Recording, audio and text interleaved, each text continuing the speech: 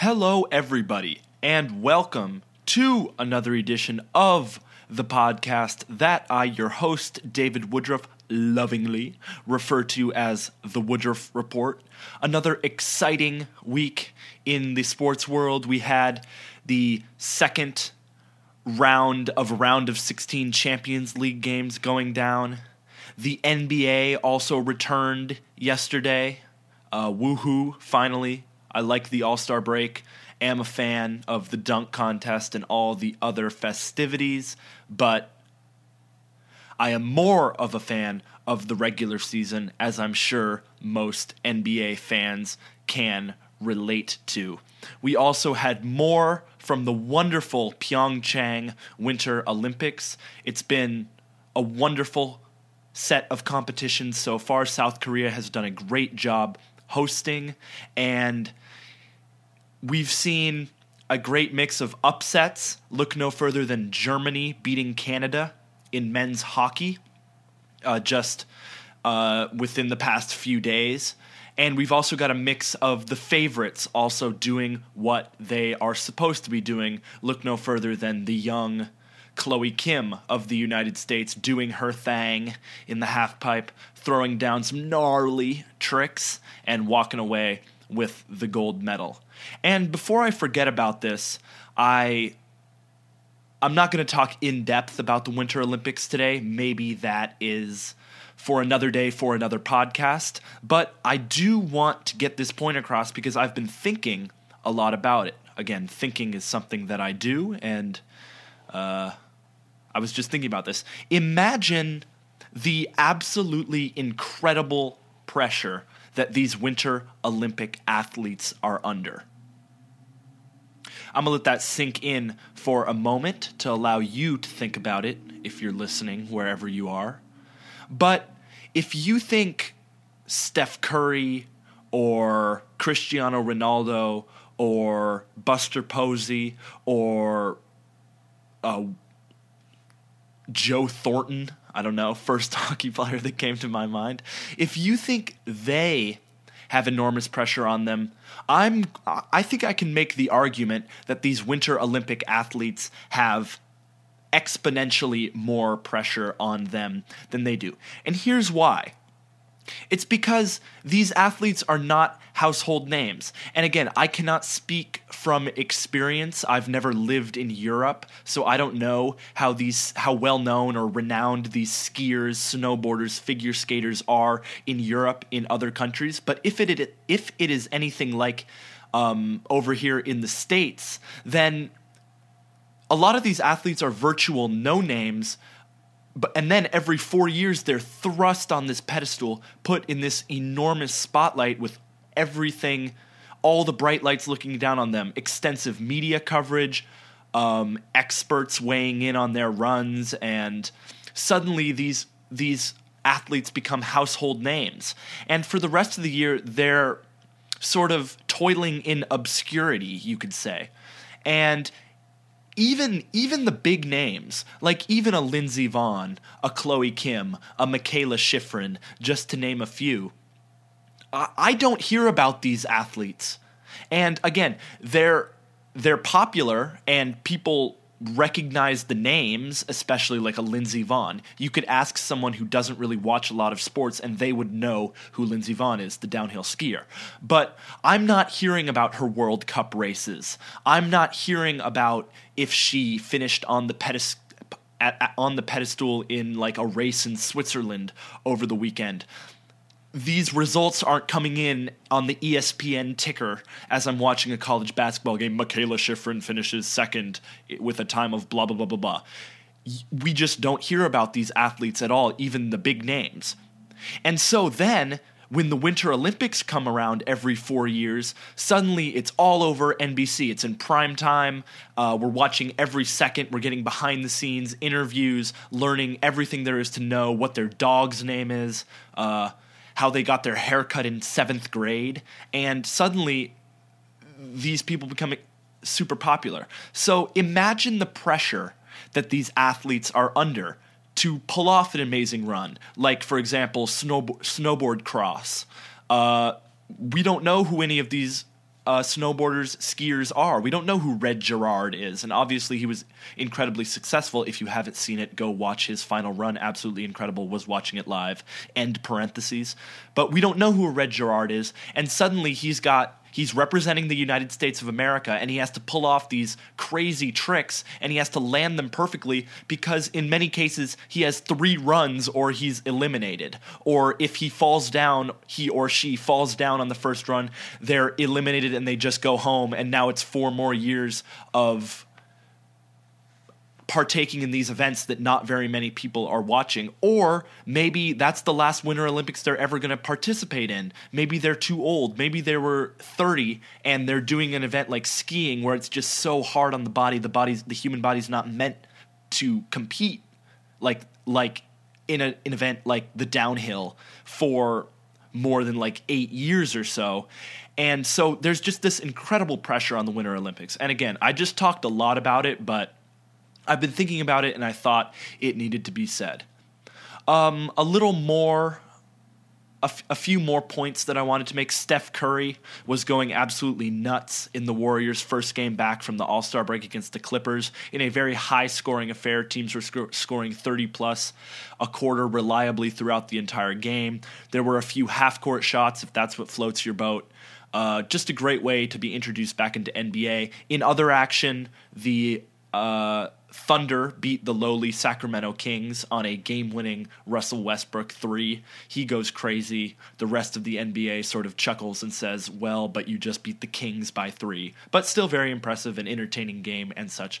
And we've got Warriors Thunder this Saturday night in what is sure to be a very exciting, intense game. So let's get into what I wanted to talk about. We're going to talk all about the UEFA Champions League, and I'm going to bring up a point that I talked about on last podcast. Let's get into it. I'm your host, David Woodruff. This is the Woodruff Report. Let's begin. 3, 2, 1.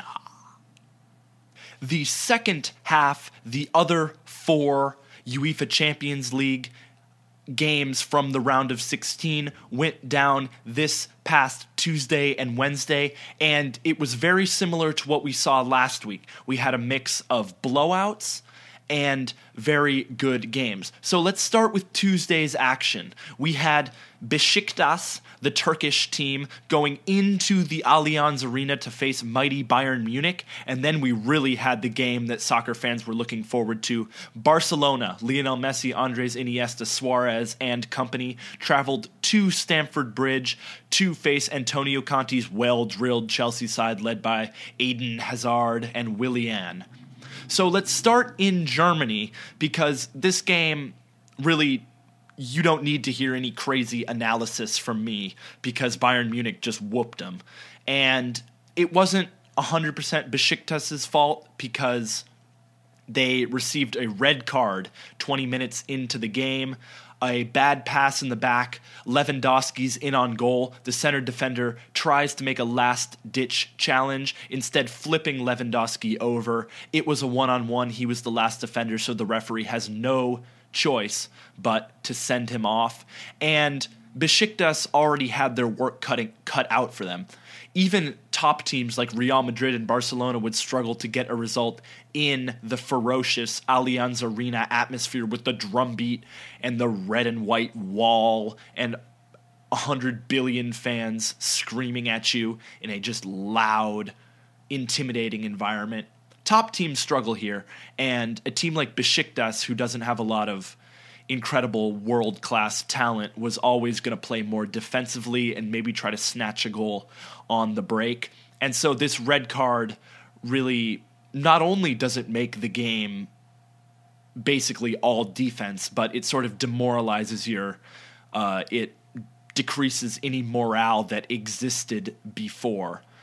And I can tell you from personal experience playing soccer that when you're facing a team that's far better than you, and a decision doesn't go your way, or the other team scores early, or you get something disastrous like a red card, your head starts to fall, and you've got the, this is going to be a long afternoon. Those thoughts were already in the back of your mind, but now they're at the forefront and sort of flooding everything that you do. You're just like, we don't have much of a chance. And I'm pretty sure that's what was going through many of the Besiktas players' heads. Thomas Mueller opens the scoring on kind of a scrappy goal line scrum. Ball's cleared back, deflects, bounces right to Mueller, who's able to convert. He sort of does this pivoting little volley that goes through the keeper's legs to make it 1-0, and Besiktas is completely done now. The goals start to flood in. Lewandowski scores a couple, and it eventually finishes 5-0 to Bayern.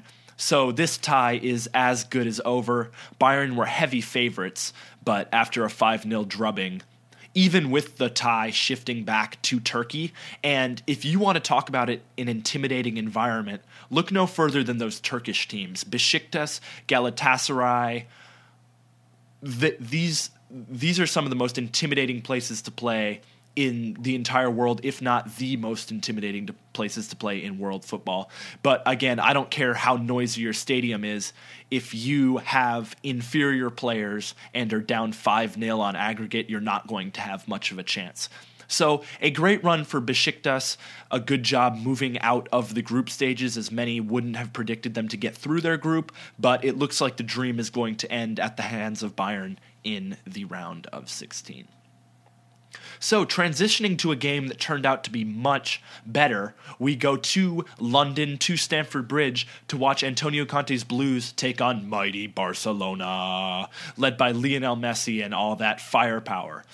And this was a very Chelsea sort of understood that they were not going to be able to really have any possession and play beautiful football against this mighty Barcelona team, who are probably better than them at almost every position.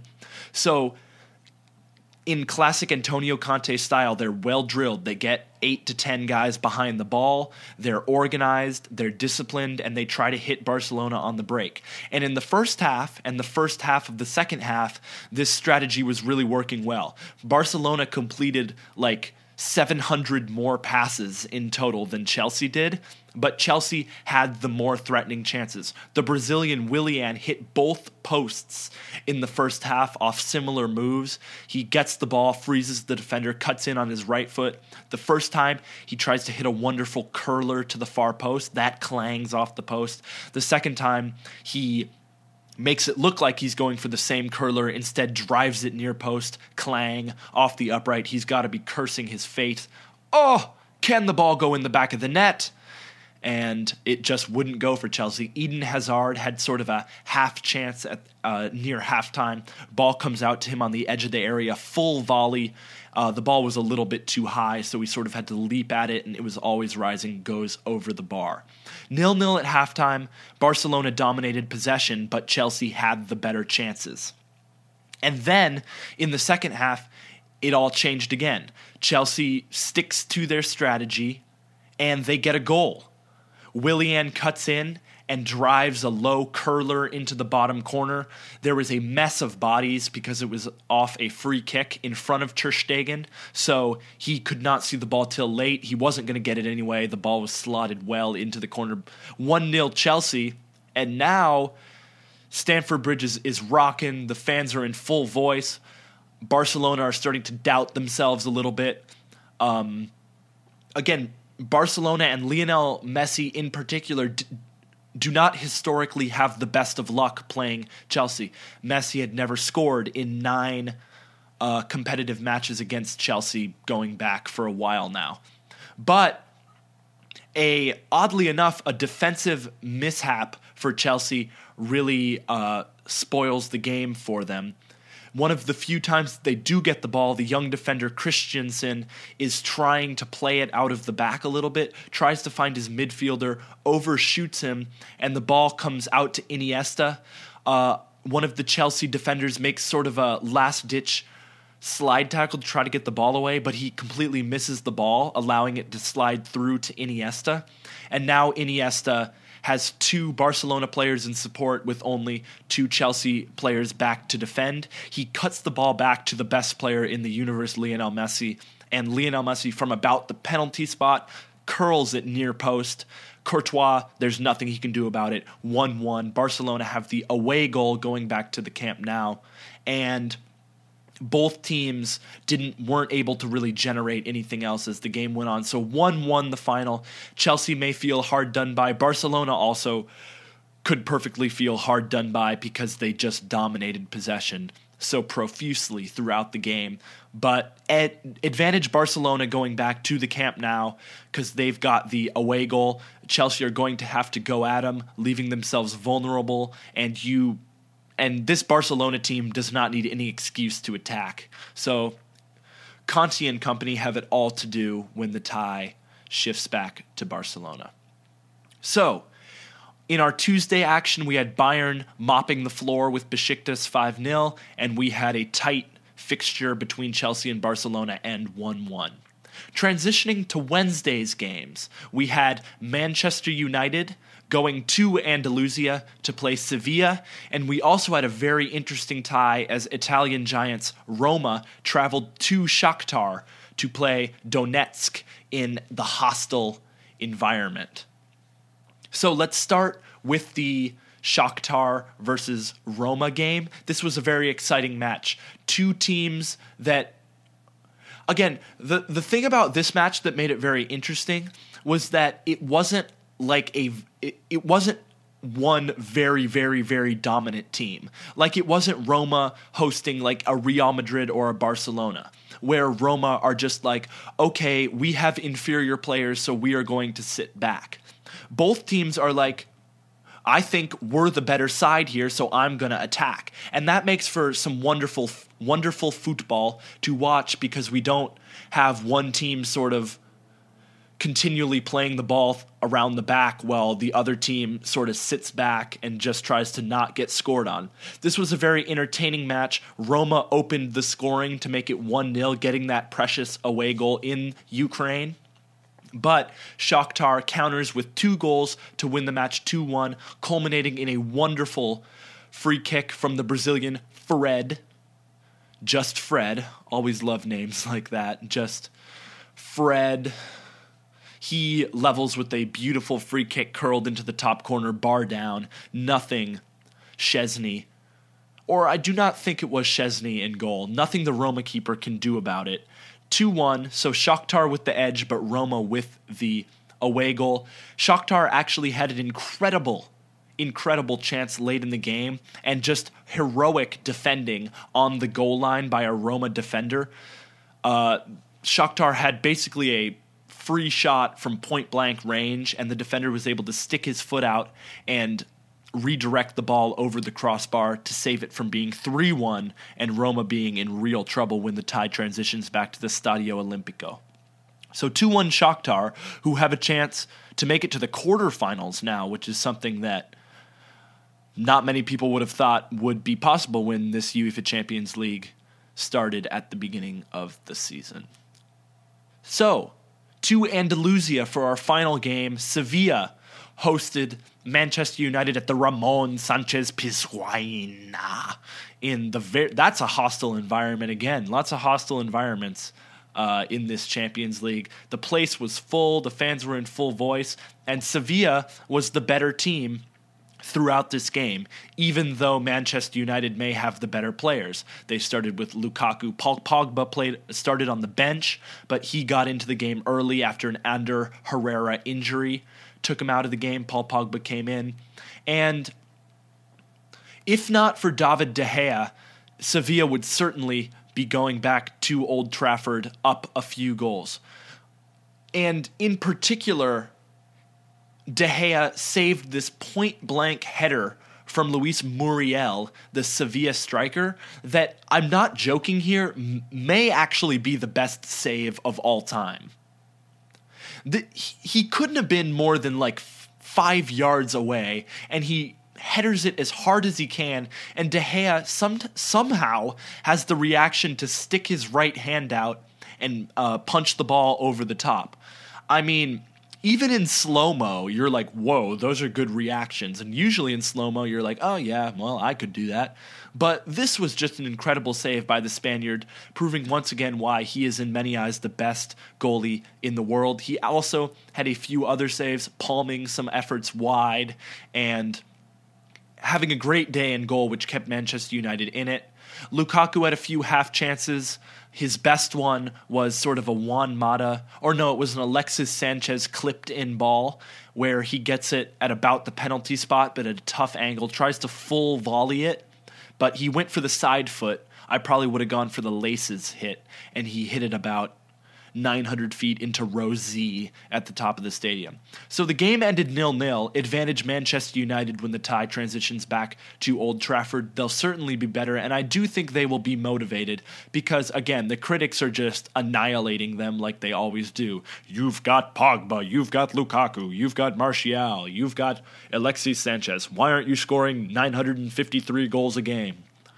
And so Mourinho again, has to get his players to respond when the tie transitions back to England, but all signs point to Manchester United advancing to this. But an exciting fixture and definitely one to watch. So after our second group of round of 16 games, we had Bayern beating Besiktas 5-0, Chelsea and Barcelona tying 1-1, Shakhtar Donetsk beating Roma 2-1, and Manchester United and Sevilla tying 0-0. Another exciting week of Champions League. And if you recall, on last episode of Woodruff Report, I talked about sort of having a power play introduced to soccer, where if a yellow card is received, they are they have to sit out for 2 minutes or something, and the other team has an advantage. And after watching these Champions League games this week with that in mind, I was thinking a lot about that and how it could affect the game. I really think that it could have a positive impact.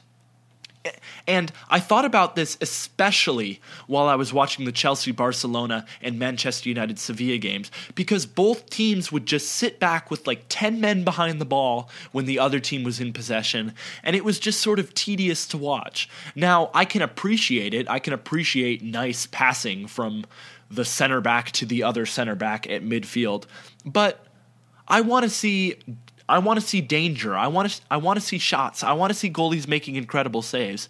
And I have to admit that often when we get into these big-name Champions League games, I'm left a little underwhelmed because both teams are so obsessed with not giving up a goal that they don't go and try to score goals. And that's sort of what I appreciated so much about Monaco's run to the semifinals in last year's Champions League games. They weren't afraid to go at teams that maybe had bigger names than them. They weren't afraid to go at Manchester City. And that made for some really thrilling matches. I mean, yeah, they were going to give up a few goals, but they said, we're going to outscore you. We've got Mbappe, we've got Falcao up front, and we're not afraid of anybody. We're going to go at you. We're not going to play this 10-man behind the ball, sort of well-disciplined defensive formation. We're going to go at you. And I don't really see that in this year's Champions League. And that's why I really think these power plays could be effective, because now you're giving the team an excuse to put men forward. And if they weren't going to do it before, maybe this entices them to put that extra man up top, to attack, maybe leave yourself a little vulnerable at the back, but try to put pressure on the other team, and maybe we will see a 4-3 game or a 5-4 game or even just a 3-2 game. These are entertaining and nice to watch, and I just don't really see it right now in the Champions League. So a lot of what I saw, again, reaffirmed my belief that a power play would be effective to introduce to maybe the Champions League or maybe all of world football. And I think it would be worthwhile to at least talk about and maybe try in a few like international friendlies just to see what it looked like and if it had a positive. I mean, it can't hurt. If it doesn't work, it doesn't work. But if suddenly these international friendlies are getting super interesting and the fans are on the edge of their seat, maybe FIFA and UEFA can make something happen and try to add that X entertainment factor that is oftentimes lacking in these matches. So thank you for listening to this episode of the Woodruff Report. I am your host, David Woodruff. On this episode, I talked a little bit about the NBA returning. Steph Curry and the Warriors win over the Clippers. I talked about the enormous pressure that are on Winter Olympic athletes because their time in the spotlight is so short and sparing and once every 4 years. Then I talked in depth about the second half of the round of 16 Champions League fixtures and finished with another comparison to my power play idea that I had last episode. Again, check out my iTunes, check out my YouTube. Those should be up and running shortly. These episodes should be getting uploaded to those sites. If they're not, let me know. I'll try to figure it out. I'm not going to claim to be Elon Musk when it comes to technology, but I am competent. At least I believe I am, so I'll try to get any problems figured out. Thank you so much for listening, and please tune in next time to the Woodruff Report, what is new and interesting in the sports world. I'm your host, David Woodruff. Have a terrific weekend, or just have a terrific day. Thank you.